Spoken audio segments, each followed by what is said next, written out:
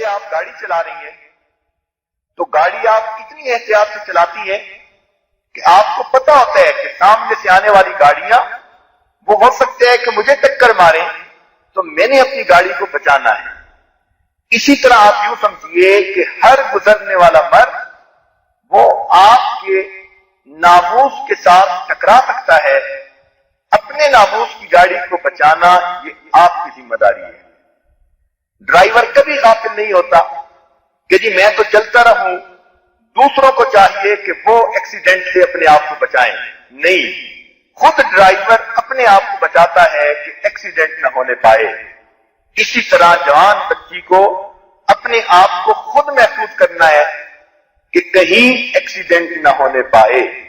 شریعت نے اس کی ابتدا ہی ایسے کر دی کہ فرمایا کہ مخلوط محفلوں سے پرہیز کرو، منع فرما دیا۔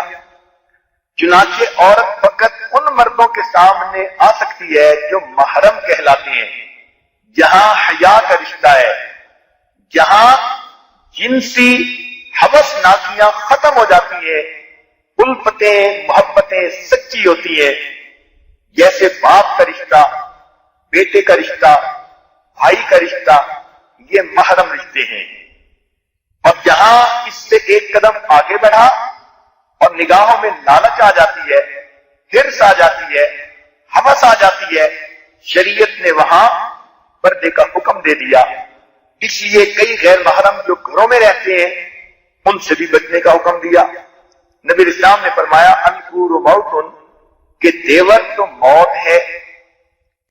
اب یہ ایسا غیر محرم ہوتا ہے کہ رہتا بھی قریب ہے اور ہوتا بھی غیر محرم ہے، تو عورت کے لیے اپنے آپ کو بچا کے رکھنا یہ انتہائی اہم ہوتا ہے۔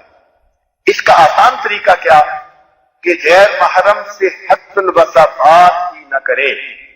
بچیاں یہ دستور بنا لیں، اصول بنا لیں کہ انہیں غیر مرد سے بات کرنے کی ضرورت ہی پیش نہ آئے، موقع ہی نہ آئے غیر محرم سے بات کرنے کا۔ وہ اس قدم پہ اپنے آپ کو روکیں کہ نہ تو غیر محرم کو دیکھنا ہے، نہ غیر محرم کو اپنا جسم دیکھنے کا موقع دینا ہے، اور نہ اس سے بات کرنی ہے۔ اس لیے کہ جب بات کرنے کا موقع ملتا ہے تو پھر شیطان کو درمیان میں فنکشن کرنے کا موقع مل جاتا ہے۔ ایک روایت میں آتا ہے کہ جب بھی کوئی غیر محرم ایک دوسرے سے بات کرتے ہیں، شیطان ان دونوں کے دلوں میں ایک دوسرے کی طرف رغبت پیدا کر دیتا ہے، ایک دوسرے کی طرف میلان پیدا کر دیتا ہے، تو شیطان کو درمیان میں کیٹلسٹ بن کر کام کرنے کا موقع مل جاتا ہے۔ اس لیے ایسا موقع ہی نہ آئے کہ کہیں غیر محرم کو رکا لکھنا پڑے، ٹیلی فون پر بات کرنی پڑے یا آمنے سامنے بات کرنی پڑے۔ ایسا موقع ہی نہیں آنا چاہیے۔ اس موقع سے جو بچی بچ گئی اس نے اپنی عزت کو بچا لیا۔ آج کل ان ملکوں میں ایک نئی مصیبت دیکھنے میں آ رہی ہے کہ بچیاں اپنے ماں باپ کی اجازت سے اپنے پاس سیل فون رکھ لیتی ہے۔ ایک ملک سے ابھی یہ عاجز ہو کے آیا، وہاں پر یہ سنا کہ 90% سے زیادہ جوان بچیوں کے پاس سیل فون ہوتے ہیں، سکولوں میں بھی اپنے بستوں میں رکھے ہوئے ہوتے ہیں۔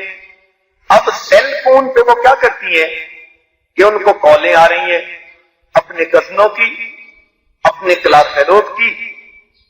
یہ سیل فون نہیں، حقیقت میں اس بچی کے ہاتھ میں ہیل فون ہے۔ اس کو سیل فون نہیں کہنا چاہیے، اس کو ہیل فون کہنا چاہیے۔ یہ جہنم کا فون ہے اس کے ہاتھ میں، اور اس کو جہنم سے کالیں آ رہی ہیں کہ تم جلدی میرے اندر آؤ، میں تمہارے لیے تیار بیٹھی ہوں۔ یاد رکھنا کہ عورت کی سب سے بڑی غلطی یہ ہوتی ہے کہ وہ غیر محرم کو بات کرنے کا موقع دیتی ہے۔ قرآن مجید نے اس راستے کو اس طرح بند کیا، فرمایا فلا تخضعن بالقول، کہ اگر کبھی کوئی بات کرنے کا موقع ہی بن جائے، ضرورت ہی ایسی پیش آ گئی، تو عورت کو چاہیے کہ وہ اپنی آواز میں نرمی نہ رکھے، سختی کے انداز میں بات کرے۔ اب سختی سے مراد بدتمیزی نہیں، سختی سے مراد یہ کہ جو بات ضروری ہے وہ کرے اور غیر ضروری کا موقع ہی نہ دے۔ روکھے پن سے بات کرنا، جو عورت روکھے پن سے غیر مرد سے بات کرے گی اس مرد کو جرت ہی نہیں ہوگی کہ وہ ایک سے دوسری بات کر سکے، اور اگر بات کرتے ہوئے ساری دنیا کی شیرینی زبان میں سمٹ آئے گی اور پیار محبت کے انداز میں نرم باتیں کی جائیں گی، فَيَطْمَعَ الَّذِي فِي قَلْبِهِ مَرَضٌ، قرآن مجید نے فیصلہ دے دیا ایسا نہ ہے وہ کہ طمع کرے وہ بندہ جس کے دل کے اندر مرض ہے۔ تو دلوں میں شہوت اور مرض تو مردوں کے ہوتا ہی ہے، ذرا کسی نے نرم بات کی، آواز پسند آ گئی، لہجہ پسند آ گیا، کچھ بھی اور نہیں تو اتنا مرد کے ذہن میں خیال آ گیا کہ یہ عورت بات کرنے کا خود موقع دے رہی ہے، تو مرد آگے قدم بڑھائے گا، اس لیے کہ اس کو تو موقع کی تلاش ہوتی ہے۔ میں نے پہلے عرض کیا کہ مرد سب کے سب اپورچونسٹ ہوتے ہیں الا ماشاء اللہ، اللہ جس کی حفاظت کرے، جس کے دل میں اولیاء کا نور ہو، بس وہ ہے کہ جو اس فتنے سے بچتا ہے، ورنہ اس معاملے میں سب کے سب مرد ایک جیسے ہوتے ہیں۔